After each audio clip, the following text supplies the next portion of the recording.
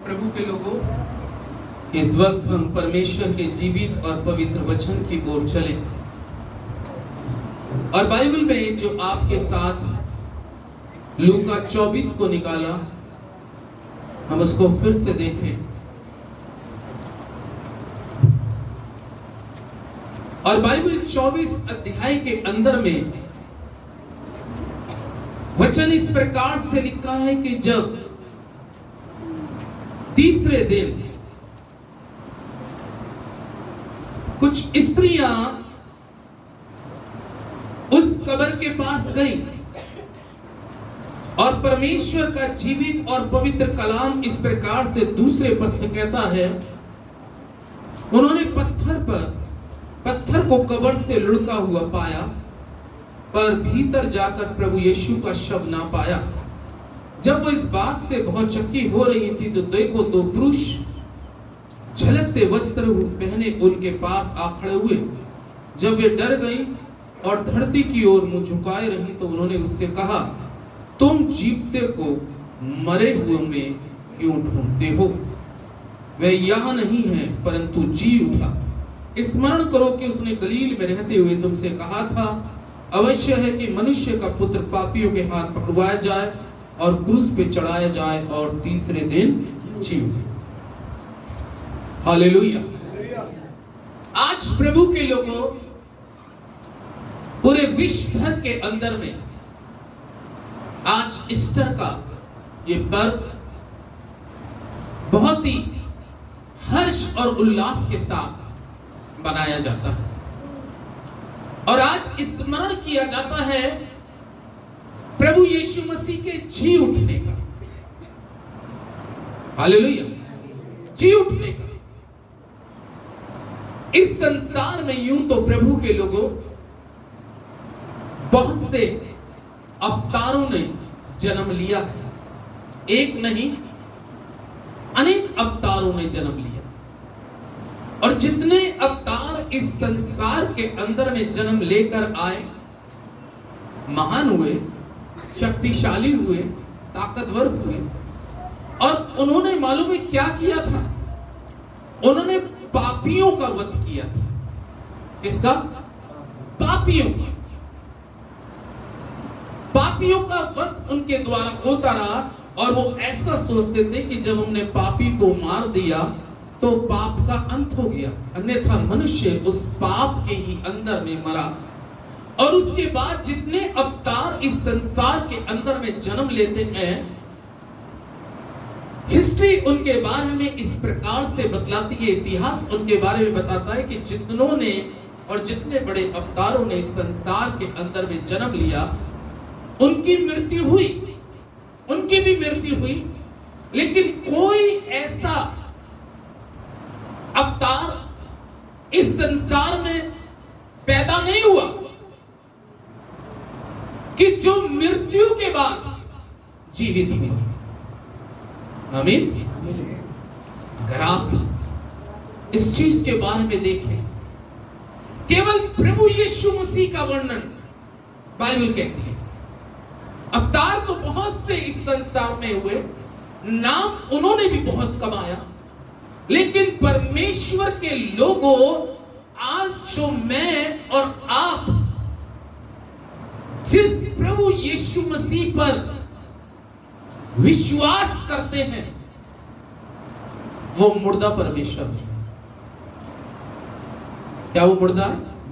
कितने सारे गाने आज जिंदाबाद, जिंदा है यीशु, सारे गानों में आपने ये सुना और बाइबल भी कहती है इस बात को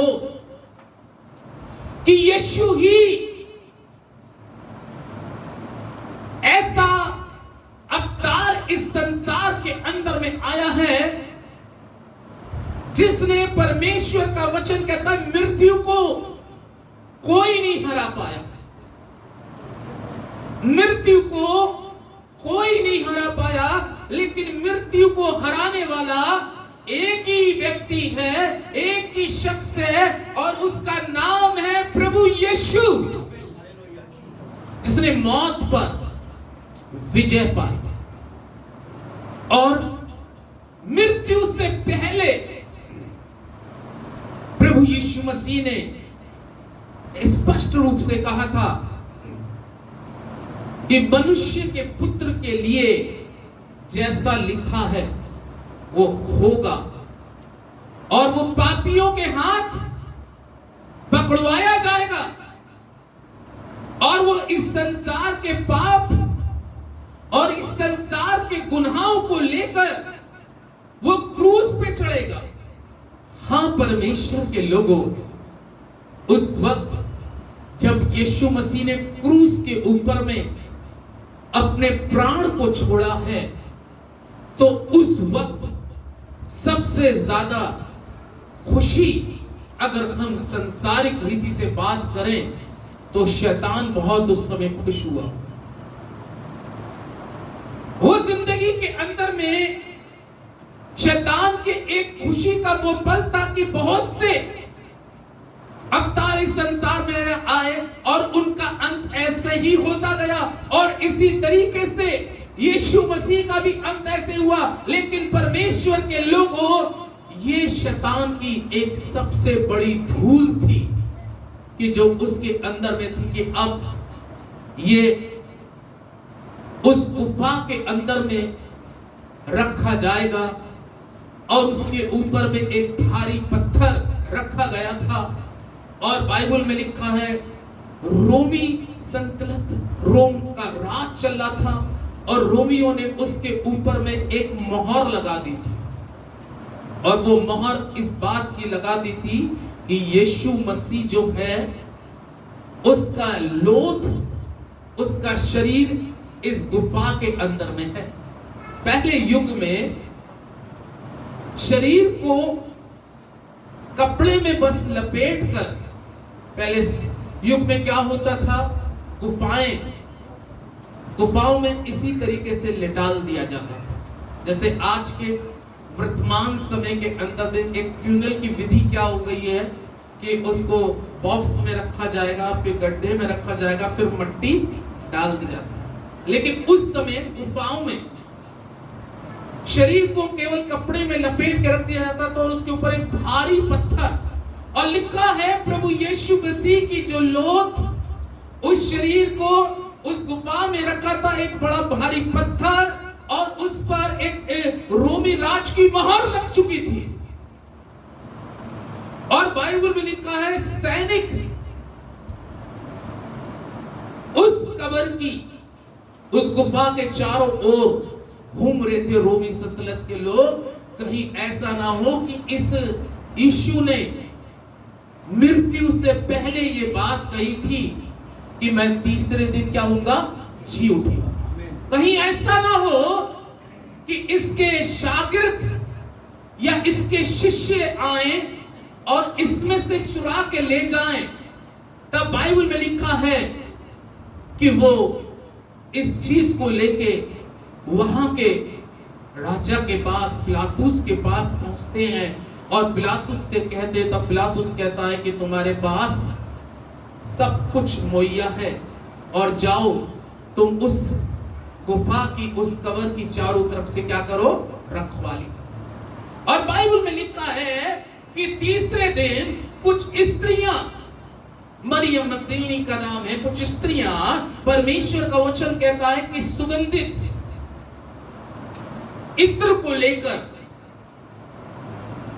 उस जगह पहुंचती हैं, और वो सोचते हुए मन में जा रही थी कि हमारे लिए ये भारी पत्थर कौन हटाएगा। सोच रही थी, हम तो हटा नहीं सकते। लेकिन अभी हमने क्या पढ़ा, परमेश्वर का जीवित और सामर्थी कलाम ने इस प्रकार से बतलाता है कि जब वो वहां पे गई तो क्या देखती हैं कि उस गुफा के ऊपर से पत्थर तो क्या था, हटा हुआ था। हालेलुया, पत्थर हटा हुआ था। और परमेश्वर का जीवित और पवित्र कलाम इस प्रकार से कहती है कि चौथे पद में लिखा है, जब वो इस बात से भौचक्की हो रही थी, तो देखो दो पुरुष झलकते हुए वस्त्र पहने हुए उनके पास आके खड़े हो गए, और जब वो डर गई और धरती की ओर मुंह झुकाए रही, तो उन्होंने उससे कहा, तुम जीवते को मरे में, आमीन, तुम जीवते को वो जीवित हो गया। कई बार हम उस जीवित को काय में ढूंढ रहे होते हैं, मरों में ढूंढ रहे होते हैं जो है ही नहीं, और हम उससे कहते हैं तू हमारा ईश्वर है, तू हमारा परमेश्वर है। वो यही बात तो कह रहे हैं। वहां पे दो फरिश्ते, दो स्वर्गदूत उनको झलकते हुए, यानी कि बहुत चमकदार वस्त्र पहने हुए, और उसमें से बहुत ज्यादा तेज लाइट निकलनी होगी, और परमेश्वर का जीवित और पवित्र वचन इस प्रकार से कहता है, उन स्त्रियों से, उन स्वर्गदूतों ने कहा, क्या तुम्हें नहीं मालूम कि यीशु ने मृत्यु से पहले क्या कहा था? क्या कहा था? परमेश्वर का वचन इस प्रकार से कहता है कि उसने मृत्यु से पहला कहा था कि मैं तीसरे दिन मुर्दों में से जी उठूंगा। तीसरे दिन। आज प्रभु के लोगों, आज हम इस ईस्टर को एक बड़ा खुशी का पर्व मानते हैं कि हमारा प्रभु यीशु मसीह जीवित है। आमीन। कितने लोग इस चीज को मानते हैं प्रभु यीशु जीवित है? या हाथ उठा के जोर से बोले हालेलुया, हालेलुया। वो जीवित परमेश्वर है। आप उससे बात कर सकते हैं। बहुत से नबी, बहुत से परमेश्वर के दास ऐसे हुए जिनसे यीशु बात करता था। आमीन। साक्षात बात करता था। उनकी जब आप टेस्टमनी किताबों में पढ़ते हैं तो यीशु उनसे बात करता था, और आज भी उसका वचन हमसे और आपसे बातचीत करता है। और आज वो बातचीत करते हुए कहता है कि तुम जीवित को कहां ढूंढ रहे हो? तुम जीवितों को कहां ढूंढ रहे हो? आज परमेश्वर के लोगों, कई बार हम उस जीवित प्रभु यीशु मसीह को जानने के बाद और गहराई के साथ समझने के बाद, उसके मौत से, उसके आश्चर्य कर्म अपने जीवन में देखने के बाद, और उसकी सच्चाई को और पहचान को जानने के बाद, कई बार हम उसका क्या कर देते हैं? इनकार कर देते हैं, उससे मुंह मोड़ लेते हैं। जबकि हम जानते हैं और पहचानते हैं कि उस यीशु ने हमारे लिए तीसरे दिन जीवित हो गया, और वो आज जीवित परमेश्वर है। मैं और आप उस जीवित परमेश्वर की आराधना करने वाले हैं। हाँ, अगर वो जीवित नहीं होता तो आज हम मुर्दानगी में होते। आज हर वो शख्स मुर्दानगी में है जो आज पाप के अधीन है। हर वो शख्स मुर्दानगी में है जो पाप के अधीन है, क्योंकि बाइबल में लिखा है पाप मनुष्य को मुर्दानगी में ले जाता है, और मुर्दे लोग परमेश्वर की वर्शिप नहीं कर सकते। यदि हम किसी प्रकार के अधर्म में पाए जाते हैं, किसी प्रकार के पाप में पाए जाते, तो आज भी हम एक मुर्दे के समान हैं। और जिस दिन हमारे इस मुर्दानगी जीवन से पाप निकल जाता है, तो मसीह हमारा इस हृदय में जीवित हो जाता है। तब तक यीशु हमारे जीवन में जीवित नहीं दिखाई देगा जब तक हम पाप के अधीन हैं। इसलिए प्रेरित पौलुस ने 2 अध्याय में बहुत अच्छी बात कही। अगर प्रेरितों के काम उसका 2 अध्याय जरा निकालें, तो यहाँ पे परमेश्वर का वचन संत पौलुस के द्वारा इस प्रकार से कहता है प्रभु के लोगों। और 2 अध्याय के अगर हम 23वें और 24वें पद को पहले पढ़े तो लिखा है, उसी यीशु को जो परमेश्वर की ठहराई हुई योजना और पूर्व ज्ञान के अनुसार पकड़वाया गया, तुमने अधर्मियों के हाथ से क्रूस पर चढ़ाकर उसको क्या किया? मार डाला।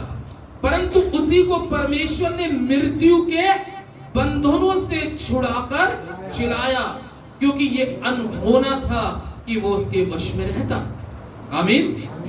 27वें पद में कहता है, क्योंकि तुम मेरे प्राण को अधोलोक में ना छोड़ेगा और ना अपने पवित्र जन को सड़ने देगा। आमीन। तुम अधर्मियों ने, पौलुस इस चीज को कहता, तुम अधर्मियों ने उसको पकड़वाया और पकड़वाने के बाद किस तरीके से उसको क्रूस पर चढ़ा दिया। लेकिन पौलुस ने बहुत अच्छी बात कही, ये अनहोना का लिखा, परमेश्वर ने उसको तीसरे दिन मुर्दों में से क्या कर दिया? जिला दिया। तीसरे दिन क्या कर दिया? जिलाया। आज हम स्मरण कर रहे हैं, यादगारी आराधना है कि आज ये ईस्टर के रोज, आज जिसको मनाया जा रहा है, यीशु मसीह ने आज सन 2024 हो गया है, उसने आज के रोज सन 2024 वर्ष पूर्व, वो आज के दिन उसने मौत के बंधन को तोड़ दिया। जबकि बाइबल कहती है कि जिस जगह उसका शरीर रखा गया था,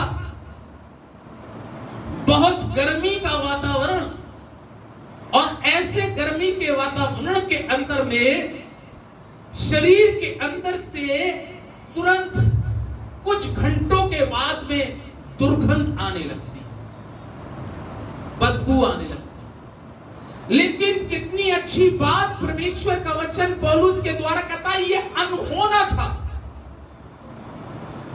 उसके शरीर के लिखा, क्योंकि वो अपने पवित्र जन को क्या नहीं होने देता? सड़ने नहीं देता। हालेलुया।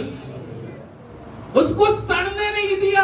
उसकी 3 दिन वो बॉडी उस कब्र के अंदर में बिल्कुल सुरक्षित रखी गई, और वो सुरक्षित रहा उसके शरीर में से। जबकि बाइबल कहती है कि उसके शरीर पे ना जाने कितने अनगिनत जख्म थे, जिसके शरीर के ऊपर में जख्म होते हैं, और उसके जख्म जो थे वो साफ दिखाई दे रहे थे।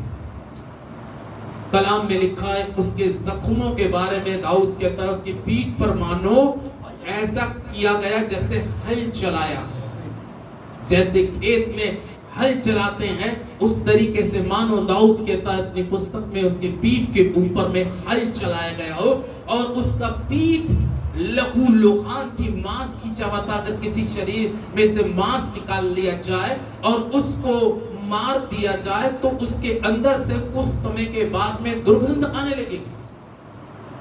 लेकिन क्या वचन में लिखा है कि यह होना था? क्योंकि वचन यहाँ पे प्रेरित पौलुस के द्वारा 27वें पद के अंदर में कहता है, और ना वो अपने पवित्र जन को क्या देगा? सड़ने देगा। हालेलुया।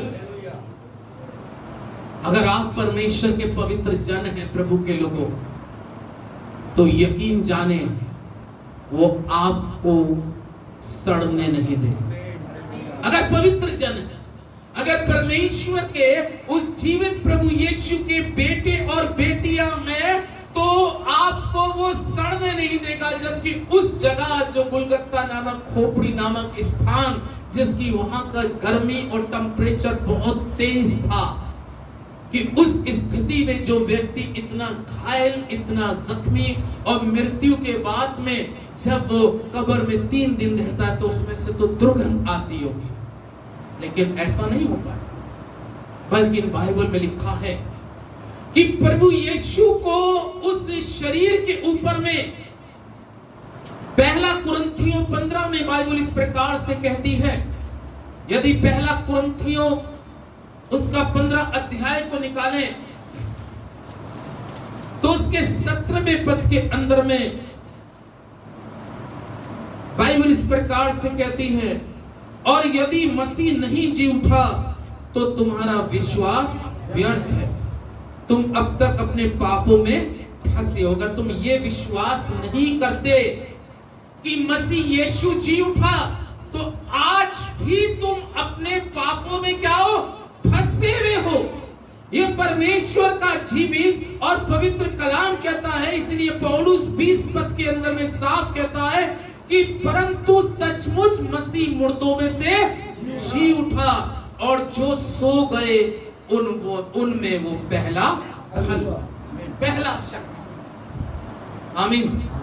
जब से इस दुनिया की सृष्टि हुई तब से इस संसार के अंदर में परमेश्वर के लोगों बहुत से अवतारों ने जन्म लिया। लेकिन मैंने आपको क्या पहले बताया कि उन्होंने जन्म लिया, उन्होंने नाम कमाया, सब कुछ किया, लेकिन पहला फल ये हुआ, यानी कि यीशु मसीह के बारे में पौलुस कहता है कि सचमुच मसीह मुर्दों में से जी उठा और इस संसार का ये पहला फल हुआ जो आज जीवित है और हमारे बीच में काम करता है।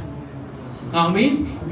वो जीवित परमेश्वर है। जीवित से मुझे आशा है, जीवित से मुझे आशा है मैं किसी जीवित व्यक्ति से बात करूं तो वो मेरी बात का जवाब देगा। लेकिन अगर मुर्दे से मैं बात करूं तो क्या वो जवाब देगा? कितना ही उसको कर लो, कितना ही उसको आप कर लो, उस पर कोई असर नहीं होगा। ये पहला फल हुआ जो इस संसार के अंदर में आया। आने के बाद संसार का सारा पाप अपने ऊपर उठाया, क्रूस पे चढ़ गया और मारा गया, गाड़ा गया और अपने कहे हुए वचन के अनुसार पौलुस कहता है कि वो सचमुच मुर्दों में से जी उठा और इस संसार का वो पहला फल हुआ जो आज जीवित है। यीशु मसीह कैसा है? जीवित परमेश्वर, जीवित परमेश्वर, वो जिंदा परमेश्वर है। और बाइबल में इसी के नीचे पद में 21वें पद में लिखा है, क्योंकि जब मनुष्य के द्वारा मृत्यु आई तो मनुष्य ही के द्वारा मरे हुए का पुनरुत्थान भी आया। और जैसे आदम में सब मरते हैं वैसे ही मसीह में सब क्या किए जाएंगे? जिलाए। आदम के द्वारा पाप आया, आदम में सब मरते। पहला शख्स इस जमीन का जो बनाया गया वो हाथ से बनाया गया, उसका नाम आदम। लेकिन आदम के पाप के कारण मृत्यु आई और उस मृत्यु ने परमेश्वर और मनुष्य के बीच में एक भारी खाई बना दी। उनका रिलेशन खत्म कर दिया मृत्यु, पाप। लेकिन तब यीशु मसीह जब इस संसार में आते हैं, क्योंकि उस समय पाप के बलिदान के लिए लहू का बहाना, खून का बहाना था। जब तक मनुष्य किसी पशु या किसी पक्षी का खून नहीं बहाता था तब तक उसके पाप की क्षमा भी नहीं होती थी। ये लॉ थी उस समय की, विधि थी। अगर हमने कोई गुनाह किया है या हमने कोई पाप किया है तो हमें याजक के पास जाकर अपने गुनाह का अंगीकार करते हुए उसको बताने की जरूरत है। तब याजक उसके गुनाह के अनुसार उसकी कीमत बताएगा कि तू क्या कर सकता है, कि तू कौन सी चीज ला सकता है। कबूतर का जोड़ा लिया या पंडुक्की का जोड़ा लिया या बकरा लिया या मेढ़ा लिया या ऊंट लिया या बैल लिया, उसकी कुर्बानी का। लेकिन रिलेशन तब भी परमेश्वर के साथ नहीं हो रहा था। इसलिए मनुष्य के पाप के लिए, मनुष्य के आदरण के लिए मनुष्य ही का खून बहाना जरूरी था। इसलिए यीशु मसीह निर्दोष मेमना, जब यीशु मसीह अपना खून बहाता है और उसके बाद मुर्दों में से जी उठता है तो लिखा है अब हमारे लिए एक आशा हुई कि उसको सारे पाप क्षमा करने का क्या दिया गया है? अधिकार। आमीन। सारे पाप क्षमा करने का आज हम अपने आप को बहुत सुरक्षित और बचा के सकते हैं। कोशिश करते हैं कि हम जबान से भी कोई ऐसा शब्द ना बोले जो किसी के लिए दुख का कारण बने। अपने आप को बचाते हैं, लेकिन हो जाती है कभी कभी किसी से मिस्टेक, तो उसको हम जब यीशु मसीह के पास, उस जीवित परमेश्वर के पास अपने गुनाह का अंगीकार करते हुए उसके पास आते हैं, तो बाइबल में लिखा है वो क्षमा करने वाला परमेश्वर। उस जीवते से हमें आशा है, उस जीवते से हमें आशा है।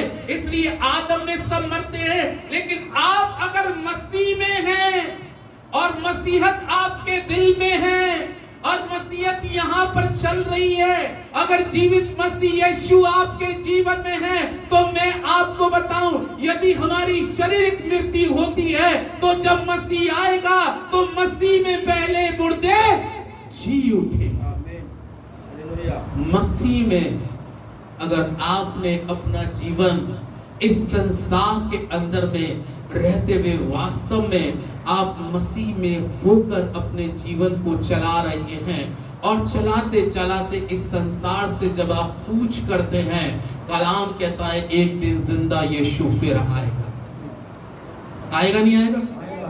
जिंदा यीशु आएगा। हालेलुया। वो जिंदा यीशु आएगा। मैं उस दिन की बाट जोतता रहूंगा, जोतता रहूंगा। एक दिन मेरा प्रभु आएगा और बाइबल में लिखा है जो उसके आज वचन को फैलाने वाले, उस पे विश्वास करने वाले, बाइबल में लिखा है कि कब्रें भी अपने मुर्दों को दे देंगी। प्रकाशित वाक्य कहता है वो लोग जो समुद्र में बह गए, जो जल के राख हो गई, लिखा है मुर्दों की वो राख भी एक साथ बाहर आ जाएगी और जो मसीह में है वो उसके साथ, जैसे यीशु जिंदा होके उठाया गया, एक दिन आप भी उठाए जाएंगे और उसके साथ उसके राज्य में 1000 वर्ष तक राज्य करेंगे। क्योंकि जब वो जिया है तो आपको भी जिलाएगा। आमीन। अगर वो जिया है तो आज उसके मानने वाले भी जो उसके वचन के अनुसार चलते हैं और अपने जीवन को पूरी तरीके से उसके हाथों में सौंप के चल रहे हैं। अजीजों, मृत्यु तो शरीर में यीशु की भी आई और सभी की आनी है, इसका कोई महत्व नहीं, लेकिन मसीह में अगर हम मरेंगे लास्ट समय तक, तभी तो लिखा है प्रकाशित वाक्य में, जो अंत तक धीरज धरा रहेगा और विश्वास में कायम रहेगा, मैं उसको जीवन का मुकुट दूंगा। यानी कि वो मसीह के साथ जिलाए जाएंगे और मसीह के साथ 1000 वर्ष तक राज्य करेंगे। पौलुस रोमियो में इस प्रकार से कहता है, अगर रोमियो की पुस्तक उसका 8 अध्याय को निकालेंगे हम, 8 अध्याय के अंदर में संत पौलुस ने एक बहुत अच्छी बात 11 पद के अंदर में कही। रोमियो की पुस्तक 8 अध्याय का 11 पद में लिखा है, और यदि उसी का आत्मा जिसने यीशु को मरे हुए में से जिलाया तुम में बसा हुआ है। हालेलुया। क्या लिखा है? यदि उसी का आत्मा जिसने यीशु को मरे हुए में से जिलाया तुम में बसा हुआ है, तो जिसने मसीह को मरे हुए में से जिलाया वो तुम्हारी नाशवान देह को भी अपने आत्मा के द्वारा जो तुम में बसा हुआ है जिलाया। जिसने मसीह को जिलाया, परमेश्वर का जीवित और पवित्र और सामर्थी कलाम कहता है, अगर वो जिलाया गया है और उसका आत्मा आपके अंदर में वास करता है, उसका आत्मा यदि आपके अंदर में वास करता, तो जिसने मसीह को जिलाया, जिसने मसीह को जिलाया, तो वो आपको भी क्या करेगा? ये पौलुस कहता है। पौलुस कहता है, कह रहा है, जब तक मैं मसीह को नहीं जानता था, जब तक मैं मसीह को पहचानता नहीं था, जब तक मैं एक शाऊल का कठोर जीवन जी रहा था, मैं मृत्यु की दशा में पड़ा था, मैं मौत की दशा में पड़ा था। शरीर में तो मैं जीवित था, किंतु आत्मा के अनुसार में मरा हुआ था। लेकिन जब उसका आत्मा मेरे अंदर आता है, तो वो कहता है, अब जीना मेरे लिए मसीह और मर जाना प्रभु में लाभ की बात है। आत्मिक लाभ, आत्मा की चिंता करिए प्रभु के लोगों। आत्मिक लाभ की पौलुस कह रहा है, इसलिए यहां पे कह रहा है कि यदि उसी का आत्मा तुम्हारे अंदर में भी बसा हुआ है, चेक करिएगा। देखिएगा, विश्वास से देखिएगा। क्या मैं और आप प्रभु के साथ शरीर से जुड़े हैं या आत्मा से जुड़े हैं? केवल हम मुंह से बोलने वाले मैं यीशु को जानता हूं, पहचानता हूं, या दिल से स्वीकार करने वाले? इस चीज को हमें समझने की जरूरत है। अगर वो यहां पर है तो यकीन जाने, अगर यीशु यहां है तो आप उसके साथ वहां होंगे। जब वो आएगा तुरही फूकी जाएगी। कलाम कहता है कि जब वो तुरही फूकी जाएगी, वो बादलों पे होके सवार आएगा, तुरही फूकी जाएगी।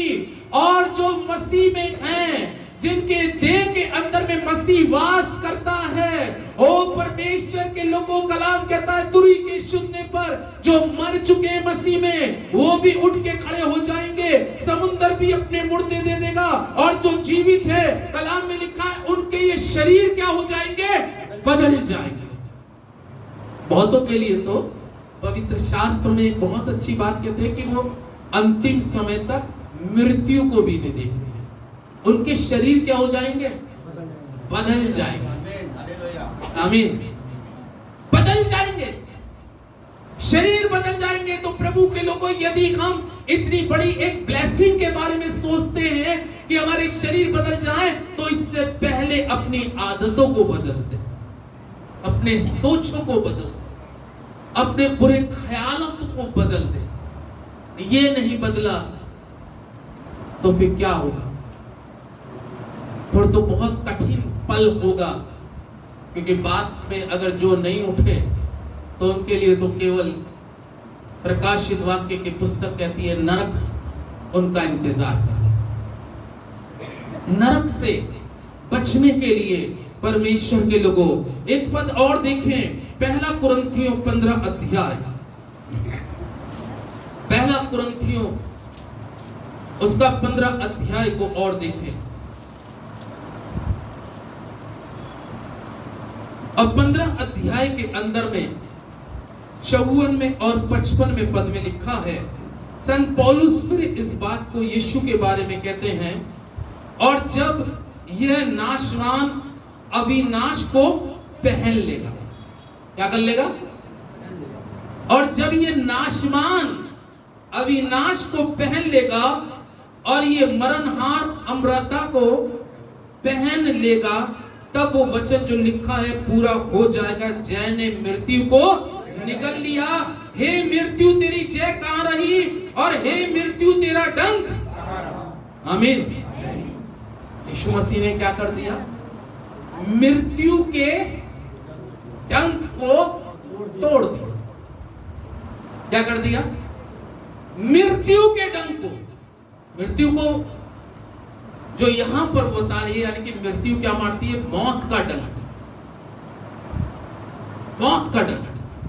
लेकिन प्रभु यीशु मसीह ये मौत का डंक, मैंने कहा ये मौत का डंक कोई नहीं तोड़ पाया।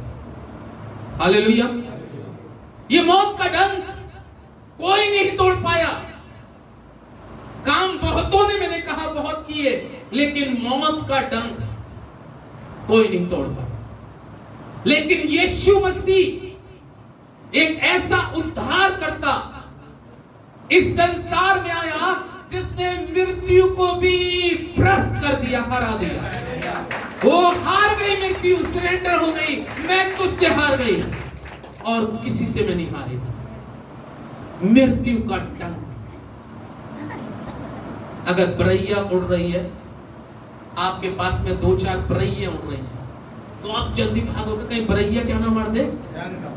लेकिन जब आप उसके डंक को तोड़ दो तो फिर तू आ जा। अब तो तू क्या काट, अब तो तेरे डंक मारने की ताकत खत्म हो गई। वो पॉइजन जो तेरे अंदर में था खत्म हो गया। तब तक बरैया से डर लगता है जब तक उसके अंदर डंक है। जब तक एक गुनहगार को डर लगता है जब तक उसके अंदर पाप है। पाप अगर है तो मौत डंक मारेगी। आमीन। पाप यदि मनुष्य के अंदर में है तो मौत डंक मारेगी, और अगर पाप मनुष्य के जीवन में नहीं है तो मौत का डंक टूट चुका, आपके लिए टूट चुका। हर एक उस व्यक्ति के लिए मौत का डंक टूट चुका है। प्रभु के लोगों, आज आप धन्य हैं, आज आप ब्लेसिड लोग हैं, आशीषित लोग हैं कि आपने प्रभु यीशु मसीह पर विश्वास करके उस मृत्यु के डंक को तोड़ दिया है। आमीन। यह है परमेश्वर के लोगों, परमेश्वर का वचन। आज जितने लोग इस चीज को सोचते हैं या इस चीज को समझते हैं या इस चीज को मानते हैं कि मैंने अब यीशु के नाम से मृत्यु के डंक को तोड़ दिया है, आई मौत तेरी फतह कहां रही? मौत का डंक मृत्यु है, और मृत्यु का डंक जब यीशु पे लगा वो 3 दिन रहा, लेकिन तीसरे दिन वो मृत्यु का डंक तोड़ा गया, और कलाम में लिखा है वो मुर्दों में से जी उठा। आज हमारा यीशु जिंदा है, वो जिंदा है। ईस्टर का पर्व हमारे और आपके लिए एक बहुत बड़ा पर्व है, एक बहुत बड़ा खुशी का दिन है कि आज हमारे पास और आपके पास एक जीवित परमेश्वर के प्रति आशा है। आमीन। तभी तो प्रकाशित वाक्य की पुस्तक में 1 अध्याय के 18 पद को अगर और देखें तो यहाँ पे परमेश्वर का वचन इस प्रकार से कहता है।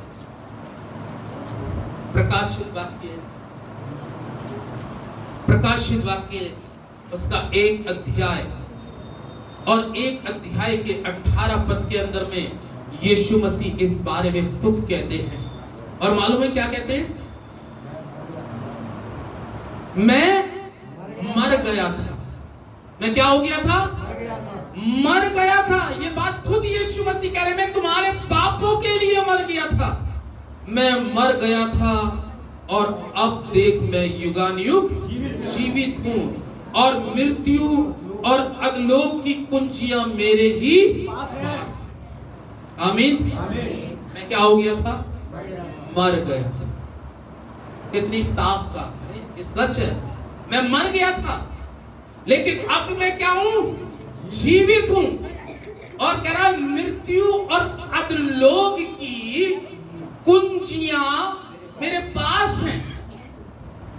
कुंजी किसको कहते हैं मालूम है? कुंजी यानी कि हर चीज की ताले की चाबी किसके पास है? यीशु मसीह के पास। आपको स्वर्ग में, राज्य में ले जाने की चाबी यीशु के पास है। लेकिन परमेश्वर के लोगों, आप उस चाबी को जब अपने दिल में डालेंगे तभी आपका लॉक खुल जाएगा। अगर वो चाबी जब तक हमारे जीवन में नहीं है तो हम उस राज्य से बाहर है। कह रहा मैं मर गया था लेकिन अब जीवित हूं। मैंने मृत्यु के डंक को तोड़ दिया है, मैंने मृत्यु पर विजय को प्राप्त कर लिया है। इसलिए परमेश्वर का जीवित और पवित्र कलाम इस प्रकार से कहता है, आज हमारा प्रभु यीशु मसीह कैसा है? जिंदा परमेश्वर। हालेलुया। कैसा परमेश्वर है? हम लोग अपने स्थानों पे खड़े हो जाएंगे, एक गीत गाएंगे, जिंदा है यीशु, जिंदा है। हालेलुया। कैसा है प्रभु? जिंदा। सब लोग अपने स्थानों पे खड़े हो जाएं और तालियों को बजाएंगे, प्रभु की महिमा करेंगे, क्योंकि वो हमारा परमेश्वर जिंदा। हालेलुया। जिंदा है यीशु, जिंदा है, तेरे लिए यीशु जिंदा है, मुसीबत में मेरा सहारा, यीशु सदा जिंदा है। जिंदा है यीशु, जिंदा है, तेरे लिए यीशु जिंदा है, मुसीबत में मेरा सहारा, यीशु